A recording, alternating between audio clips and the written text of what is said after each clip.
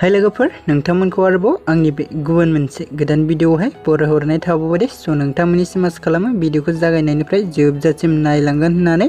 Actually नोंथांमोनाथ' भिडिअनि title एबा थाम्बनेइल नायनानै मोनथिखाबायानो जानांगौ दे दिनै आं मा भिडिअनि सायावहाय नोंथांमोननिसिम आपडेटखौ लानानै फैदों। ओमफ्राय लोगोफोर जायफोरा भिडिअखौ नायनो इन्टारेस्ट मोनो स' लोगोफोर बिथांमोना भिडिअखौ जोबजासिम नायलांब्लानो जाबाय दे लोगोफोर, जाहाथे नोंथांमोना भिडिअआ मानि सोमोन्दै बुजियो दे लोगोफोर।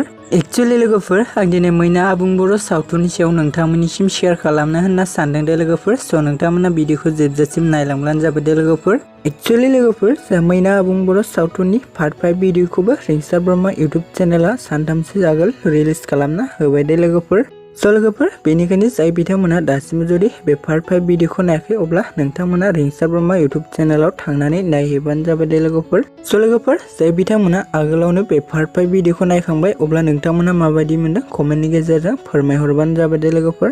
ओमफ्राय लोगोफोर बेबायदिनो माखासे फैनो गोनां पार्टफोरखौबो नायबावनो थाखाय नोंथांमोना रिंसार ब्रह्म इउटुब चेनेलाव थांनानै चेनेलखौ साबस्क्राइब खालामना लाहैबानो जाबाय दे लोगोफोर। मानोना नोंथांमोननि सापर्ट आरो मदद मोनोब्लानो बिथांमोना फैनो गोनां माखासे पार्टफोरखौबो थाबैनो रिलिज खालामना होगोन दे लोगोफोर।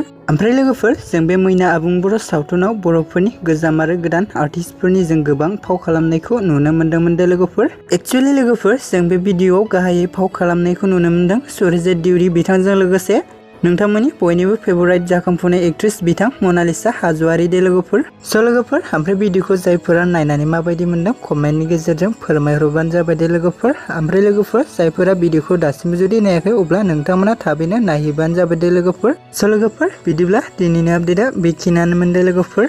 ओमफ्राय लोगोफोर नोंथांमोना बेबायदिनो गोदान भिडिअ आबुं बर' सावथुनफोरनि सोमोन्दै मिथिबाय थानो थाखाय आंनि गोदान चेनेलखौबो साबस्क्राइब खालामना लाबानो जाबाय दे लोगोफोर। आरो लोगोफोर खाथियाव थानाय बेलनि आइकनखौबो अल प्रेस खालामना लादो लोगोफोर, जाहाथे आं भिडिअ रिलिज होयोब्ला नोंथांमोननिसिम नटिफिकेसना थाबैनो सौहैयो दे लोगोफोर। मानोना लोगोफोर नोंथांमोननि सापर्ट आरो मददखौ मोनोब्लासो आंबो गोदान भिडिअनि नटिफिकेसन बा आपडेटफोरखौ नोंथांमोननिसिम शेयार खालामबाय थानो हागोन दे लोगोफोर।